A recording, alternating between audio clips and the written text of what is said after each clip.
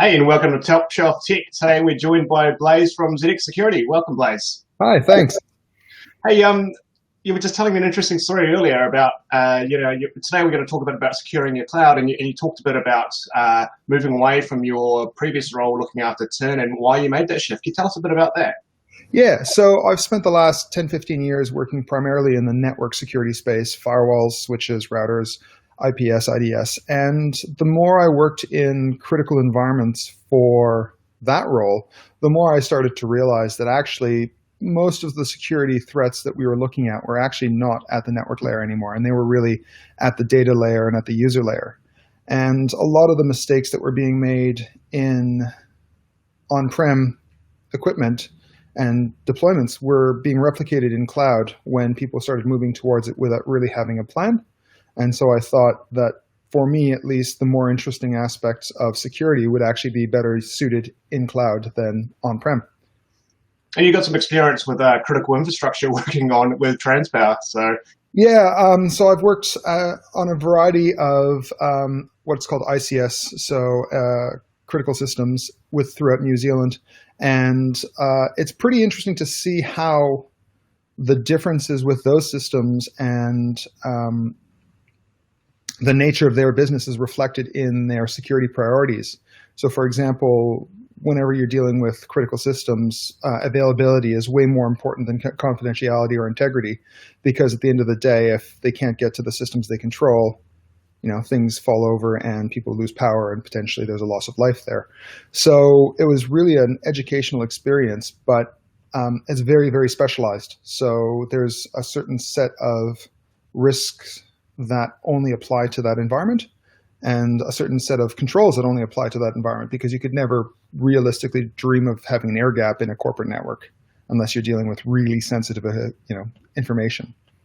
yeah. And you mentioned making that shift from firewalls, more cloud security stuff. Is there a perception? Do you in your role? Do you see there's a perception of that cloud is less secure? And what are the kind of objections you get around moving to cloud?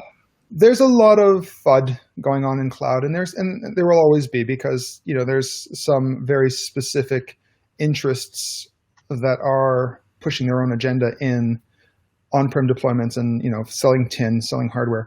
I think there's no more intrinsic risks these days in cloud than there might be in an on-prem deployment. I think the challenges are largely the same. The things to think about are very similar.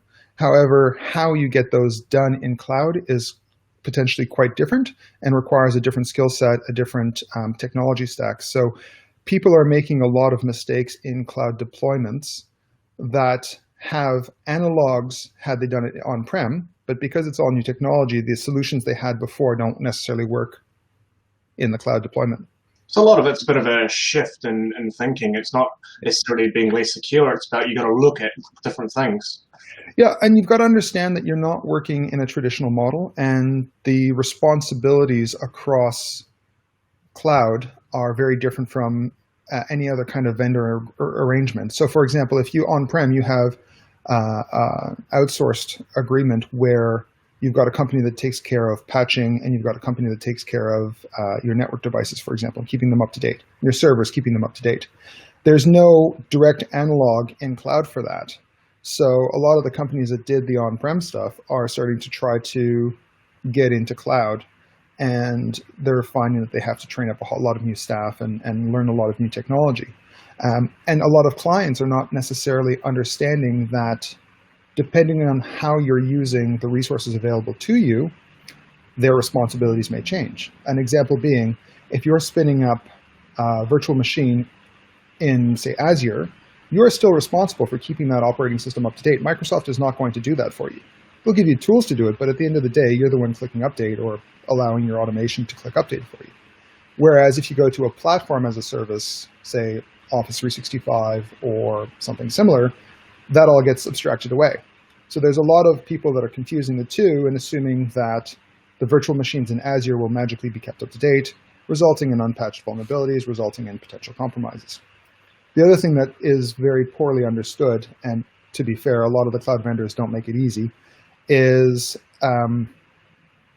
the ability to give access to way more data than is required on any given day to any given user simply by clicking a button. I mean, because we're using federated authentication and we're using a single directory to control access to every resource in the cloud, granting access to roles and to individuals becomes a much more critical endeavor. And it can be quite easy to make mistakes that can open up the door to, widespread data leakage. Identity and access and user management, authentication, that kind of stuff is an issue that comes up. We see commonly all the time. Like you say, it's much more critical than it is, much more critical in a cloud environment. Absolutely. And it's trivially easy to fall into the trap of looking at, hey, we'll get this working with this super user account in dev, and then we'll fix the permissions in prod. And then as soon as you start playing with the permissions in prod, everything breaks. And then your higher ups decide, no, we'll just go with those permissions in prod. And then you end up with an issue. I mean, companies that are really good at this still screw this up daily. So how is a small business or how is someone who's new to cloud supposed to get this right? It's a huge, huge issue. And I mean, there's a lot of structure and a lot of frameworks and a lot of recommendations and benchmarks that you can use, but those get found with time and with pain. So getting new companies and companies that are starting their journey on cloud secure by default is kind of what we are trying to get across the board. So, there's two parts to that, right? When you originally set up hierarchies and access, when you first migrate to cloud, there's a bit of stuff to do there. But what advice would you give to businesses who are looking to operationalize that and manage it ongoing? So there's a lot of recurring themes that I see that are actually kind of cloud agnostic that people tend to gloss over because a lot of cloud implementations start at the dev level going, hey, let's just try this in AWS or Azure and see if it works. And then magically that becomes production by osmosis almost. So the big things that I think I'm seeing a lot of in the companies that I deal with are not setting budgets right off the bat. So a personal anecdote, I was experimenting with a new AWS feature and my monthly bill went from $60 New Zealand a month to $750 New Zealand a month. And that was literally 2 clicks. I was experimenting with automated deployments of cloud formations. And one of the cloud formations I used, which was, by the way, written by AWS, ended up spinning 13 VMs across the world. So, those kinds of things are really easy to get caught out in. And if you don't have a budget set up, and AWS and Azure both allow you to have automated notifications when you get close to it. So you can set a budget for 80% of what you want your spend to be for the month, and then you start getting notifications. That's a great way to find out if you screwed up, to be fair. The other big one is making sure that you understand which services within the cloud you're going to use and which regions you're going to use, and then configure your cloud environment to make it impossible for people to spin up outside of those constraints. So one of the things that compromised AWS accounts get hit with quite often is attackers spinning up crypto miners in VMs in regions that the company is not necessarily monitoring. Because you're allowed to use every region by default, it's relatively easy if you don't have a fairly complex monitoring system in place to go and hide VMs for a couple of days in, the US if you're in New Zealand or whatever. And so the only time you'll find out that that's happened typically is when you receive the bill at the end of the month for a couple $1,000s.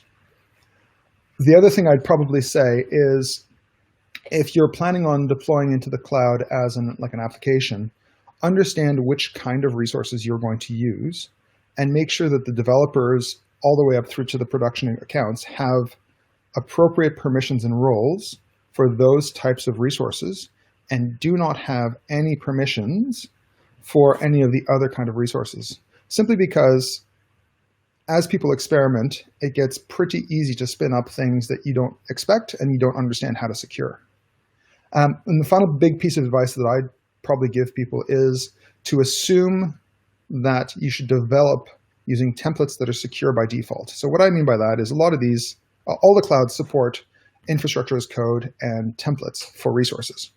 So the biggest piece of advice I give to all of my customers is if you know what kind of resources you're going to be using, you can sit down and have a look at what options are available to secure them. You can look at best practices and create a template that is secure by default.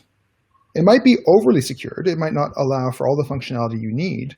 But if you start from a secured template, you can then back off the security to allow the functionality you need.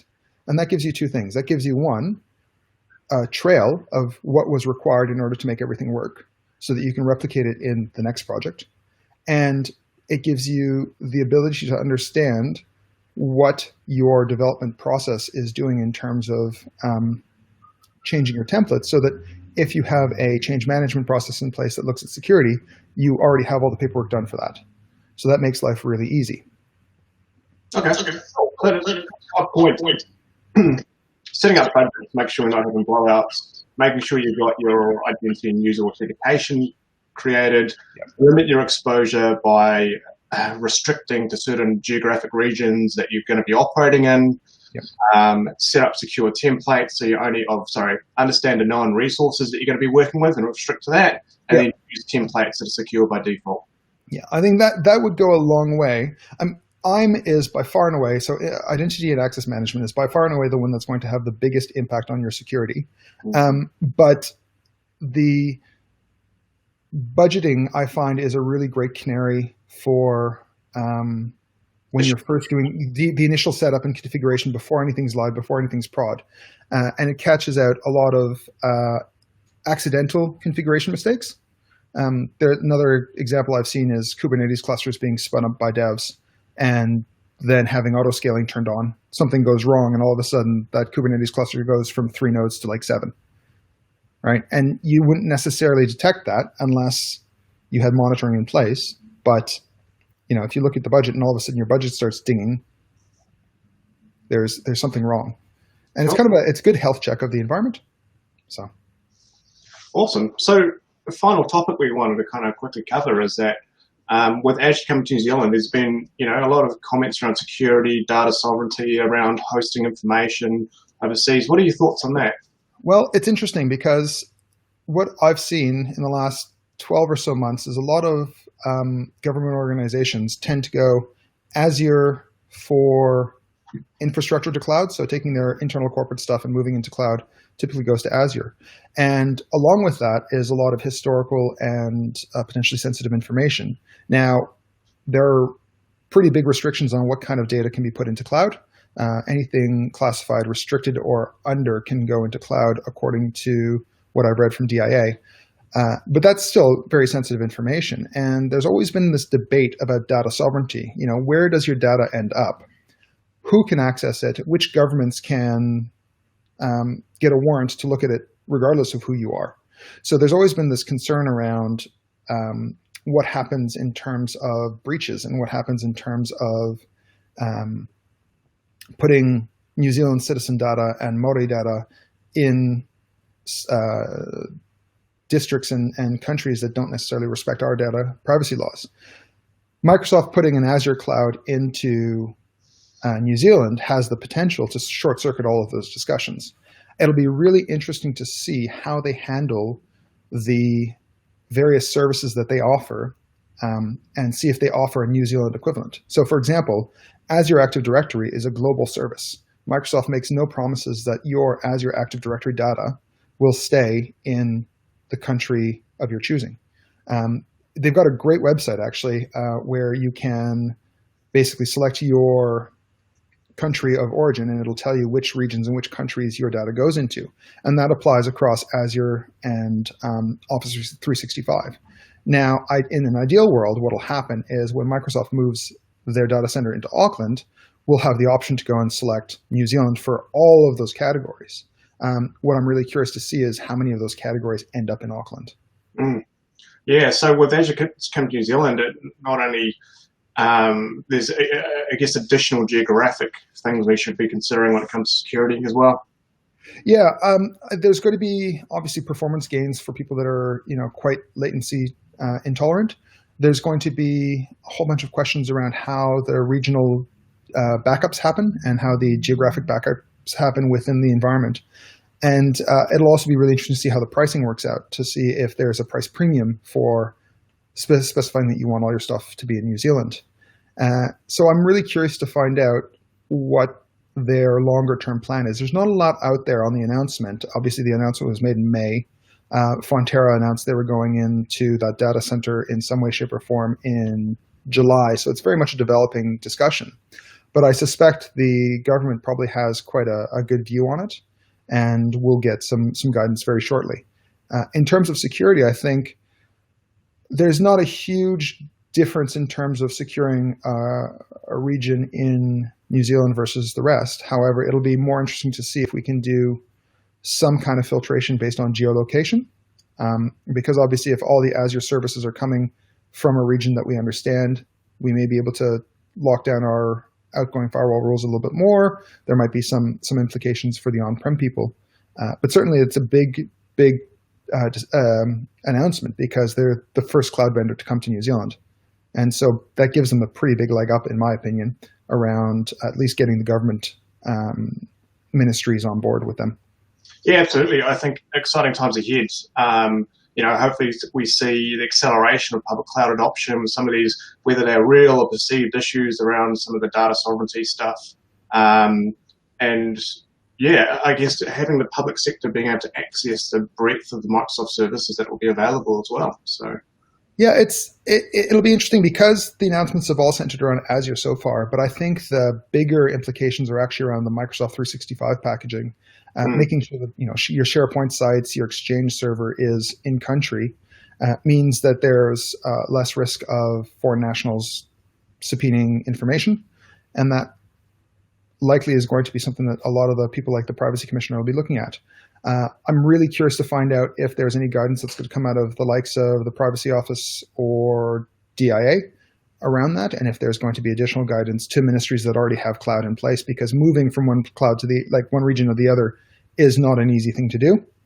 So that might end up requiring a fair amount of rework, and that could have downstream effects for everyone that works in cloud in New Zealand.